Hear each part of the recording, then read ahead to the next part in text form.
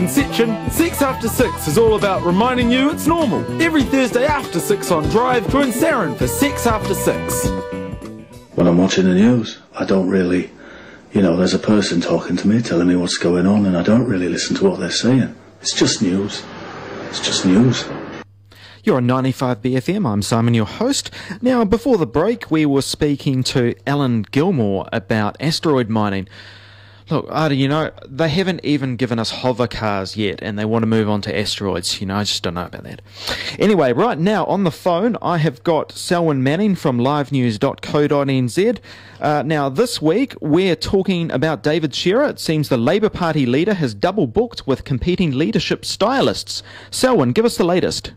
Yeah, hi Simon. Yeah, no, this is a really excellent report that has come through on the New Zealand Herald this morning from Claire Trevitt. She's a parliamentary press gallery reporter down in Wellington. What she's highlighting here is really, like you said in your intro there, Simon, there's a difference of opinion on how David Shearer should position himself as the Labour leader. And those two sides are basically have been in some sort of a debate, to put it kindly, inside the Labour Party. One side says that David Shearer should transform into some sort of political attack dog where he can take on John Key, take on the big issues, and really front foot these type of things in a very, clear, concise and aggressive manner. The other side says David Shearer should be true to himself. He should be using those skills that are idiosyncratic to him, so to speak, and those skills being he has a way with people, he can connect, he has a sense of fair go about him, he's strong on human rights, and he has the ability to build teams and also to connect with people out in the provinces, Simon, and that's where the debate is going on right at the moment. Does that have cut through with voters, though? I mean, if you look at if you examine the two styles, so let's say one we've got conciliation, and the other one we've got attack, a la Phil Goff, I'm thinking, that the last election cycle, that's the best they could do was sort of attack politics, and at times it just seemed very petty. Is that why Shearer's he's not good at that, is he? No, he's not good at that, Simon. Really, I think when you look at Labour, it's got a huge problem in trying to take on a very popular Prime Minister. Obviously, a lot of people out there support John Key's style.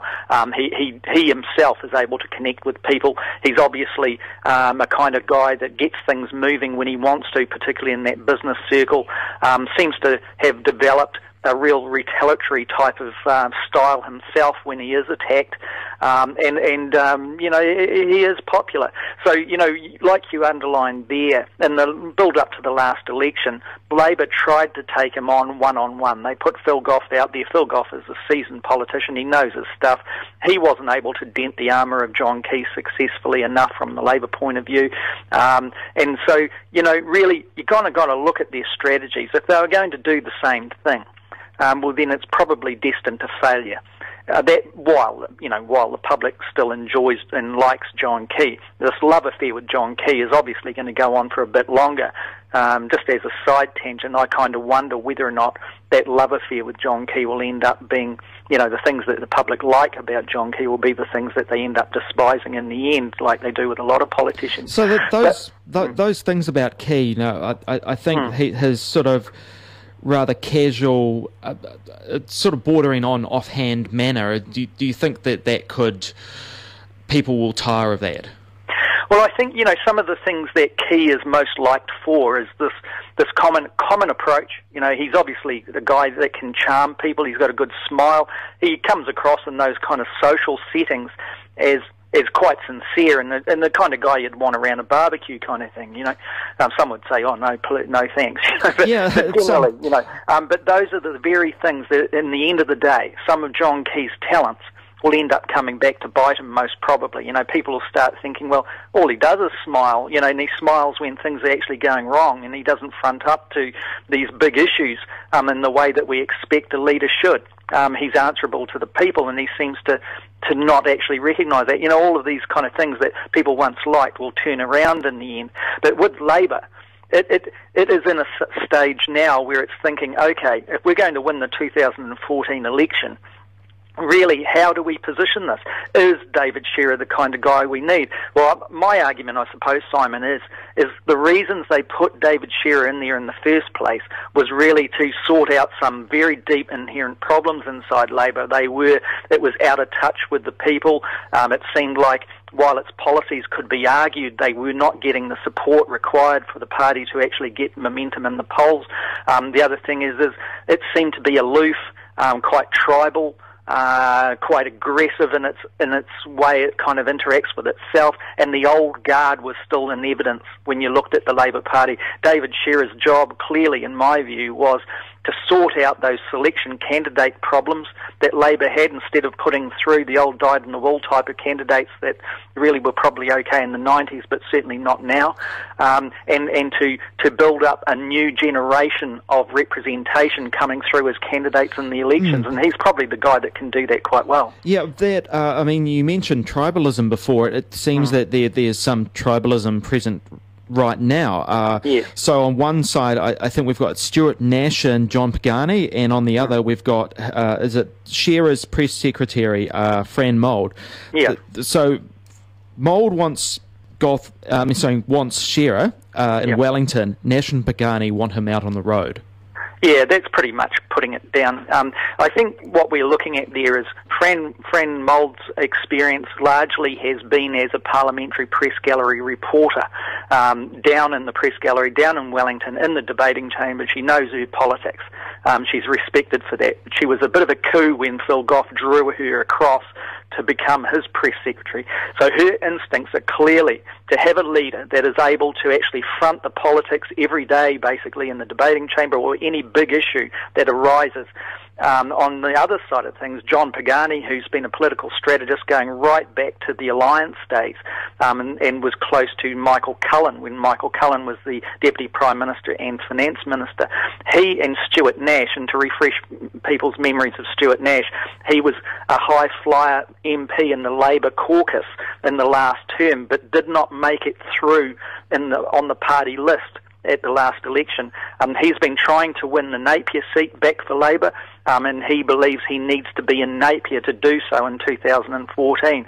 So that's kind of that group are saying, no, Shearer's got to be out there. He's got to be in the provinces. He's got to actually listen to what is going wrong in the provinces and come up with solutions. He needs to be the person that is going to represent progress, not just politics. And so that's where Labor really has to come down to it. The good thing for Labor, though, is that they do have an alternative who can probably do both things should it decide that it needs to make a change at some stage. Grant Robertson, for example, right through the since the new term started, has shown all the talents that a party would want as far as being able to attack in the House, being able to debate the complexity of issues, being able to connect with the media and also people. Yeah. And that, I think, is what's underlying this whole debate there, that they know they have an alternative. If Shearer isn't able to do everything, well, then they're kind of looking sideways once again. I think, unlike Shearer, Robertson's been a political animal from the get-go, hasn't he? Yeah, he has. And, at the same time, he is able to connect with people and also to identify solutions. He's an interesting MP and he's an interesting politician, and you can see that Labor suddenly is able to demonstrate that it does have some depth in its front bench. You've still got people like David Cunliffe there that is kind of offsetting, if you like, the Ministry of Economic Development's, hold on politics at the moment, and certainly Stephen Joyce's role there. But David Cunliffe, is a natural finance minister who could very easily go back in as a Minister of Defence, and even a leader, if Labor goes that way. So it's got people there that it can actually choose.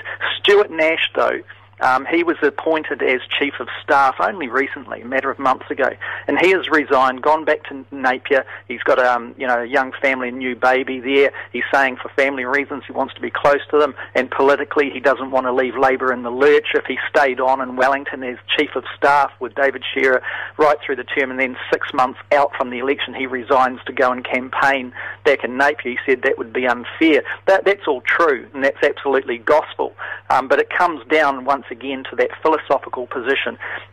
Does Labour have to stick with David Shearer to the point where David Shearer has done his job, meaning continue to try to reconnect with people, to develop a policy which people can differentiate from the other parties, particularly in the independence and foreign affairs areas, and all of those types of things, or does it pull Shearer back and try to actually make him into something that he's not naturally, and potentially have another leadership change before the 2014 elections? Those are its options ahead of it.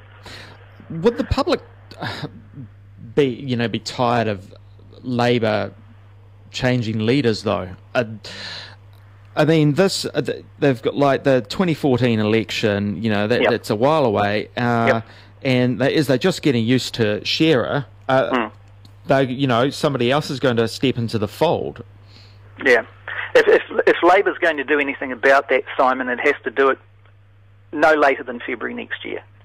That would be when it would need to change. If it changed, say, in February next year, then some are saying that that's a possibility. Well, then I think by the time 2014 comes around, and it's a couple of years after that, the public would have been able to make their own judgments about the new leadership, etc., etc. But what is the problem for Labour is that, once again, these questions are over its leadership at a time where it really needs to hammer national. And, it's lucky it's got New Zealand First there, and the Greens actually firing pretty high at the moment. The other thing is that, you can see by degrees, I think, that during this term, certainly already this year, we've seen the National Party's not looking too flash. It's in disarray. It seems to have leadership problems, despite the popularity of the Prime Minister's popularity with the people. There isn't a lot of leadership going on in the sense of its legislative agenda. We've seen, Nick Smith, a significant cabinet minister, have to resign over allegations of cronyism or corruption. And we've seen things like this kind of weird deal between John Key and Sky City spilling out into the public for over a week. Yeah, these kind of things are just, it's sloppy politics, and you get the sense that if this kind of thing goes on and the National Party in government is not able to correct itself and get back onto a solid platform that it did in the last term, well, then it could be very well facing an election in 2014 where the people have just had a guts full of it. It'll be interesting to see over the next few weeks whether or not, or how Shearer sharpens his focus, which direction he goes in. Selwyn, it's been great talking to you. We'll catch up with you again next week, and I do hope you have a good week. You too, Simon. Take care. Thanks, Selwyn.